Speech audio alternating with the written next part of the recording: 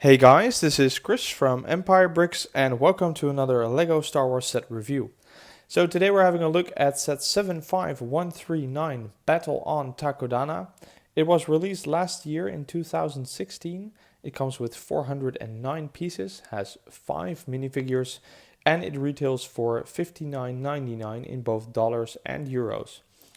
So, like I said, the set has 5 minifigures. Let's start with the first one. That is Kylo Ren. It's the first one that I've got from him, and I'm really happy to have him. It's an amazing minifigure. He has, kind of decent printing on the front and on the back. It's not too special, but his robe is not very detailed. It's just black, so I understand that. And he has an amazing helmet. There is some comments about it being too big, but I think it's just right. After all, it's Lego. It's not too realistic, and I think most minifigures have some oversized features like hands and other stuff. So I guess that's okay. He comes with a gunmetal gray lightsaber hilt and this really cool lightsaber piece, which has two ends on the side. If we remove his helmet for a while, we can see that he has one angry face, which I think is his standard face, and one more neutral, doubtful face on the back. So 2 faces, that's cool. And not only 2 faces, but also 2 headpieces or headgear. One is the helmet, and the other one is his hairpiece. So you can actually use him in both forms, both with or without helmet. So that's really cool, although I really prefer him with the helmet. So that's the first one. Up second is Finn. We have seen him before in the Millennium Falcon, for example. I don't think anything has changed to, for example, his jacket. Printing seems about the same, and the back is also kind of plain. So doesn't mean he's not a cool minifigure. He's just nothing new on the block. He has a hairpiece that is also the same as in previous sets, and an angry face or intense face on one side. And if we turn around, there's a more neutral thinking face on the back. So 2 faces as well. I really love it when Lego does that. I understand it's not possible with every figure because sometimes the headpiece or the helmet won't allow it because you'll see the face underneath. But in this case, they did, and I'm really happy with that. He comes with a gunmetal or shiny lightsaber hilt and a blue lightsaber blade. And this is, of course, Luke's old lightsaber that he found or got from Maz Kanata. And Maz Kanata is the next figure in line. She is, even till this day, exclusive for this set, so I'm really happy to have her. She has the same legs as Yoda, the shorter version of the minifigure legs. The printing on the front is, kind of detailed, and I think pretty correct with what we've seen in the movie. The back is more plain, but still it looks pretty cool. The light blue is not completely correct. I think it's a little bit too light, but I think that's a minor flaw. I don't see any other Lego blue color that they could have used. The head is not the rubber that they use for some heads. It's actually hard plastic, so that's a good thing. The printing is really detailed, and it is the first of her species that we get in Lego, so that's always cool. If you are a collector of species, or if you build mocks where you need more species, then this is really cool to have. There are also 2 First Order Stormtroopers in this set. They are identical to each other, except for the weapons that they have. First, let's have a look at the printing. Nothing new here. Standard Stormtrooper gear, standard Stormtrooper helmet, although it is a really cool helmet even after we've seen a few of them. And underneath, again, the angry clone face, which is the case for both of them. And that means also no secondary face.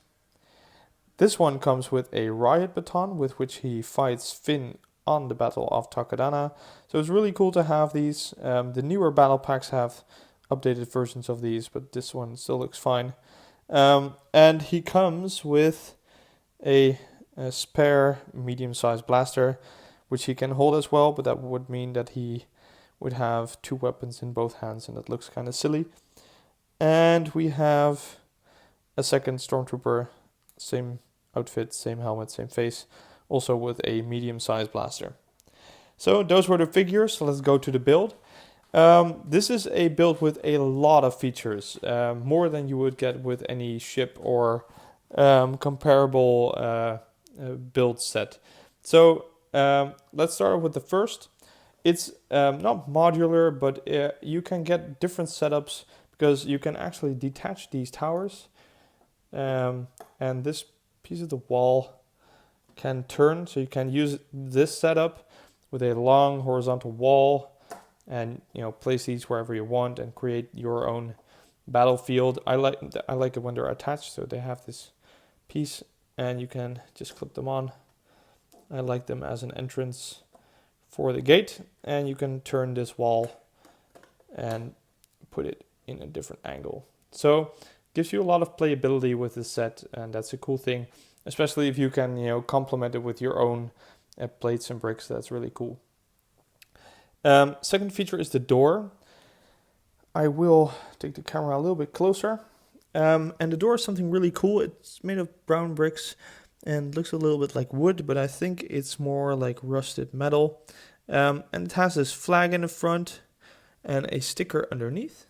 But all in all, this makes it look really, really cool. And there is, let me see, a panel on the side that has the controls on it, which is a sticker as well. It's kind of hard to see, but there is a control panel over there. And the door is, in fact, if you look at the back, nothing more than a stack of bricks that you can slide open with your fingers or with these handles over here. But if we do that with the camera in the front, you can see that because of the sloped pieces, that it actually looks really, really cool. So if you're a mock builder, this is a nice technique to learn how to build doors and make it look really cool. So we've had the modular building and the new setups. There's the door and the flag and the entrance, but the main features are all centered around blowing up the castle, because in the battle on Takodana, the castle of Maskanata actually gets blown to pieces by the First Order. So that's what this set focuses on. And there's a few things that you can do. So we turn it around. You can see that on the back there is this plate that's sticking out. And if you give it, a small hit, a little bit like a flick-fire missile, then all these black studs, they came flying out of this hole in the staircase. So I can show you up close how that works. So as you can see, there's a black cheese slope, and there's a plate that you can put backwards. You put the studs in there, and if it hits the studs, they get fired out through the cheese slope, and they just go bonanza in the battlefield. So that kind of looks like there's bricks flying around from the battle scene. So that's pretty cool. Another feature is that you can actually blow up the wall. So it's this wall that you can move around, and I think you already saw that when I touch it, you can take it off. So there's two of these pieces, and if we go to the back of the set, we can see that there is a cogwheel there that you can actually turn, and then if you do that correctly, then the bricks come falling off, and you can already see how this is starting to become a battlefield scene. The studs over there, the pieces of the wall over here, and there's a third function that lets you destroy stuff, and that's that lever over there. And if you push that, the tree falls, and look at this. This is exactly what this set is meant to be. Now you have this perfect battle scene that you can put your figures in. That really looks like there has been an explosion or stuff like that. So that's really neat. And there is one final function. As you could see, this piece of wall with the staircase, it can attach, but if you take it loose and put it at an angle, and you have a closer look, then you can actually see this kind of hole in the wall, and it holds this crate. So this crate is supposed to hold the lightsaber that Finn is now holding, and which is Luke's old lightsaber that Rey actually finds in Maskanata's castle in the basement. So it's a nice, cool hidden feature. I think it's neatly done, and it gives you another opportunity to actually play the entire Takodana scene, so from beginning to end, with all the figures except Rey. And that is, I think, the biggest downside, is that there is no Rey figure in this set.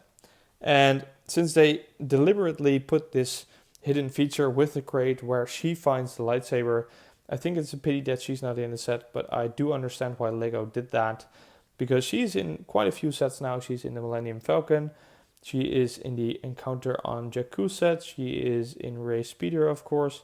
So there's plenty of ways to get her, and I think the Speeder is, cheap enough to buy in addition to this, so it's kind of easy to get her as well. So final thoughts. I think the biggest pro of the set is the building techniques and all the features that are in it. You can actually learn a lot from this set, and you can actually play with it. So it's great for kids. If you're not a kid, I think the pieces are still great, and there's still some stuff that you can use. You could build your own castle with using this as a starting point or something like that. So it's just a great build with lots of features. I think the biggest downside or the biggest con is that there is no Finn or no array in this set.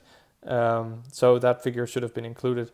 It also would have made sense that a set that has a price tag of about $60 or 60 euros, that there is a sixth figure. That would have been totally good, but there is none. It's still a great set. I think you should get this if you have the chance.